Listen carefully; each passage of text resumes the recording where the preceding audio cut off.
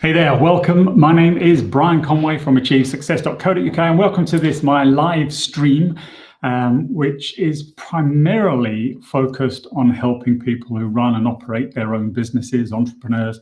Although everything I cover in this program is relevant to people in sales as well, and you get a lot of value if you're a professional salesperson as well.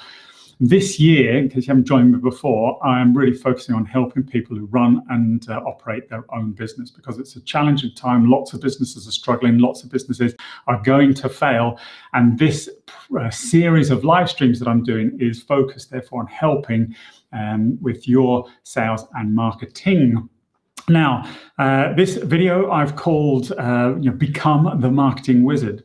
And the motivation behind this is the fact that for many years, I struggled, I suppose, in some respects to just get my head around lead generation, and partly because I was working with agencies, PR agencies, social media marketing agencies, website designers, pay-per-click advertisers, all that sort of stuff, Google, Facebook, all the different platforms, and really never got any momentum. And at one point I just got fed up with it. I said, I'm fed up waiting for somebody else to work their magic on my business.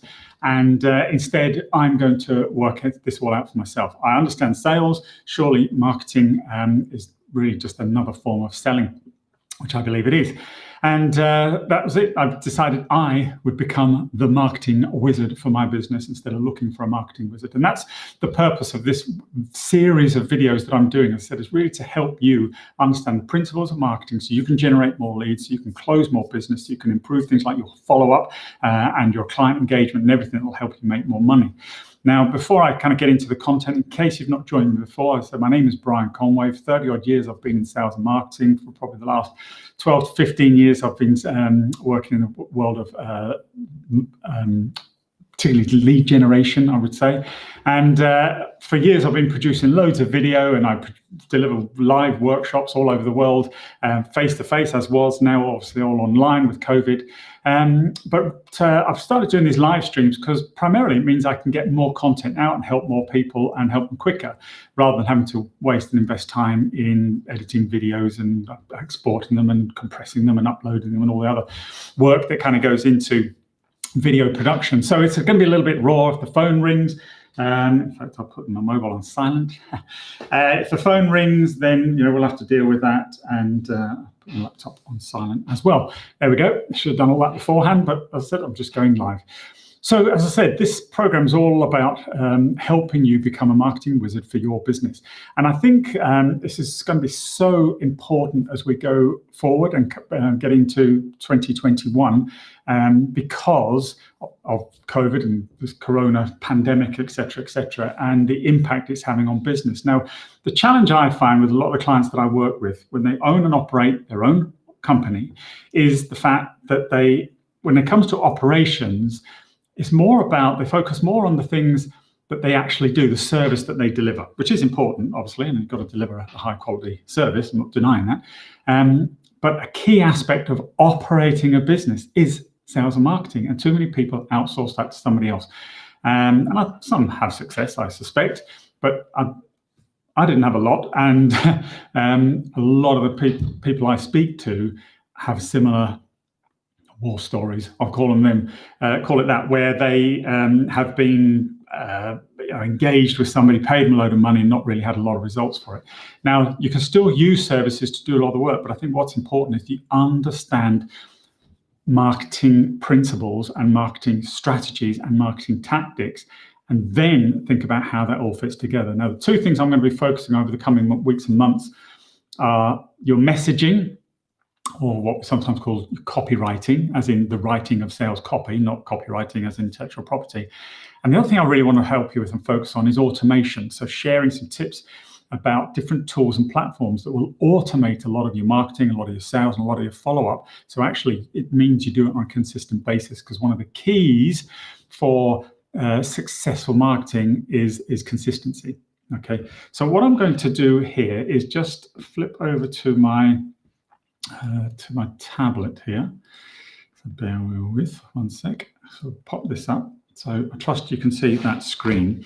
And one of the kind of core frameworks that I teach my clients, is available in courses that I run, is something called let me just go a minute, smart marketing. Right. So I'm going to use this as a kind of a framework for a lot of the content that I produce. And the R stands for repetition. All right. So as I said, one of the keys to success in marketing is that it's repeated. It's done on a consistent and constant basis. All right. So I'll look at automation and how we can put a lot of that on autopilot.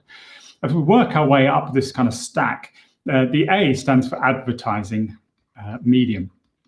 All right, so this is your things like Facebook, etc. The thing newspaper ads, trade publications, whatever it might be. The things that you actually put your ad in, and this is where I find most people actually start when they think about putting some advertising together. Right, they'll just say, "Why don't we do something on Facebook?" Right. To do this effectively and become a wizard at this, there's a couple of steps before that, and this is where I see the biggest mistakes. And this is one of the things I want to focus on here: messaging. Your messaging. What is your message? And taking your message to market is so important. And in another one, I'll talk about what the S is. I'll leave that as a cliffhanger, but that is important as well, very important, and can have a big impact on your message and even in the advertising medium that you use. Anyway, let's talk a bit about messaging. So I just clear the screen. There's lots of different types of messaging. Email is messaging. The sales copy that goes on your website is a type of message. Your headline, I talked about that in the previous webcast, is a type of message. But there's one type of message in particular that can have a really big impact on your ability to attract new clients. Because if you think about it, first of all, what we're doing over here is we're creating a sales funnel where you maybe get 10 people at the top end of your funnel, and hopefully one actually buys and spends some money with you. Okay. Now, there's a couple of things we can do. Obviously, one is increase the number of people that come in here, so we get more coming out the other end, or we optimize the processes, and I'll talk more about these as I go through these various webcasts. So stay tuned.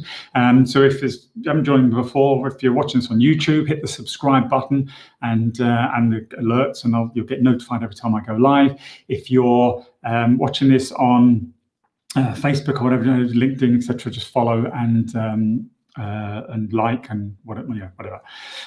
So the thing is, we can look at optimizing the flow through here.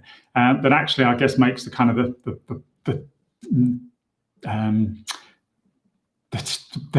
funnel. That's the word I'm after. The funnel less sharp. So actually, you put 10 in the top end, maybe you get 4 out the bottom. So you can optimize it all that way. But one of the things I want to talk about is how do we actually fill the funnel in the first place?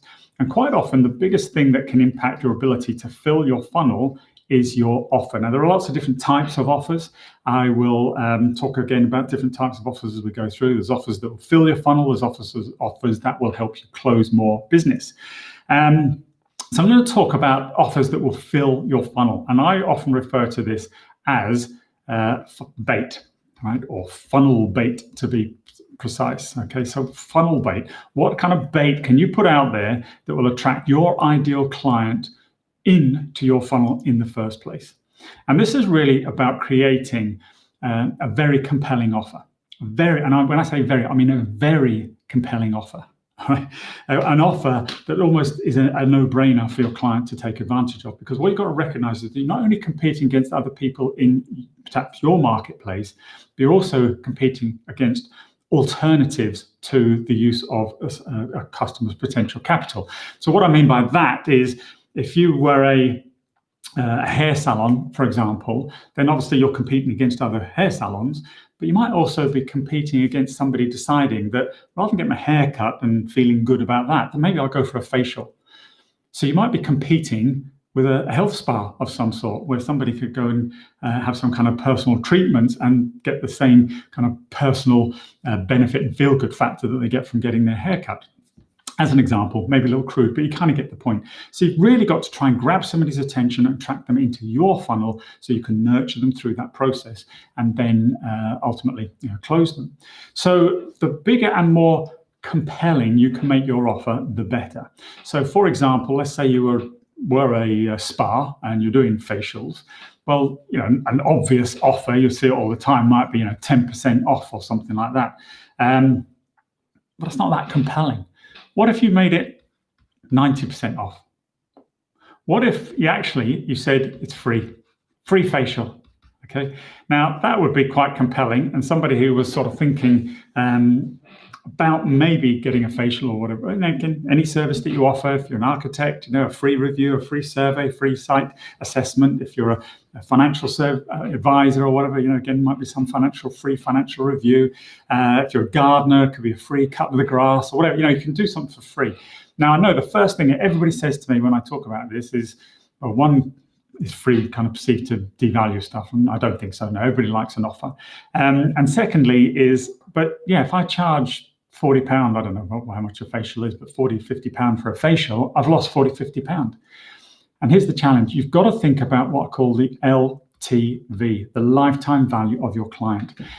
So yes, the objective is to get the first transaction, not necessarily the first sale as in a financial transaction, but just the first transaction, that person coming in.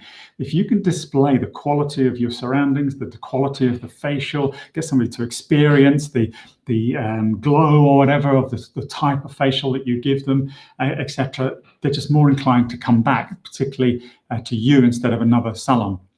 Or spa, or if they're looking for a gardener, they're more inclined to come back to you to continue to cut their lawns if you've done a good job. And the key then is to think, well, it's not just one cut. I'm going to be cutting people's hair or giving them a facial or other services. All right, so it's not just a facial. You might do massage and you might do other hot stone treatments and whatever. I don't know why I've picked on spas, because I don't really know them that well. I don't think I've ever been to one. But the point being, you sell all these other things. So if you can land the client, then you can start thinking about monetizing that client. So don't look at it as giving something, losing revenue. Think of it just as a cost of sale and investment, and it can make a big difference. But you need to know your numbers. So listen, I want you to think about that. That's what is the biggest, boldest, brashest offer that you could make a prospective client that would attract them to you, that would make the barrier of entry really low, that would reverse all the risk that they think, well, I've got to give it a go because they're nothing to lose. All right, that's what you want to the position you want to get to. So let me just come back off this. There we go. And to help you do this, I'm going to put in the either in the description, or I wonder if I can put it in the. Let me just copy this link now, and I'll put it in message chat if I can. Type a message. Okay, so there's a link, and that's a free book on creating funnel bait. Okay, and I'll just show you the page here. If I again come back to my screen, stop screen sharing, I'll share my, where is it? My screen here. Hopefully I'll just check I'll turn that on. I trust you can see that. So it's a free book, and it will take you step by step through a process for creating your most compelling offer that you could create. And I go through the numbers. There's a little 5-step action plan that you can follow, and I'll show you exactly how to calculate how you can make money rather than lose money by creating a really, really compelling offer. Now, going free could be maybe too excessive. That's maybe, people might be skeptical for going free. That's fair enough, but 10% or something like that really isn't that compelling either. So that's what I wanted to cover in this video. As I said, these aren't my normal sort of 4-minute Friday things where I spend just a few minutes. I want to give you in each of these sessions a real training session, bite-sized, granted, but a proper training session, something that's very important to help you generate leads, grow your business, and particularly in time when it's very tough and the economy is struggling at the moment, and especially when so many businesses are actually going out of business. So totally free book. If you click that link I put into the chat, you will you can just go through it. It's only a few pages sort of long. It's a little ebook, and there's a little action plan at the end, and it'll explain exactly how to do it. And I use the example of a florist, and sometimes people call this book Flower Power. So thank you for those who are commenting. I look forward to seeing you again. So as I said, subscribe, follow, like, all that sort of stuff. Thanks, Jason. And make sure you tune in. And I said I'm here to help, and I wish you all the best and see you soon. Take care. Stay safe. Bye for now.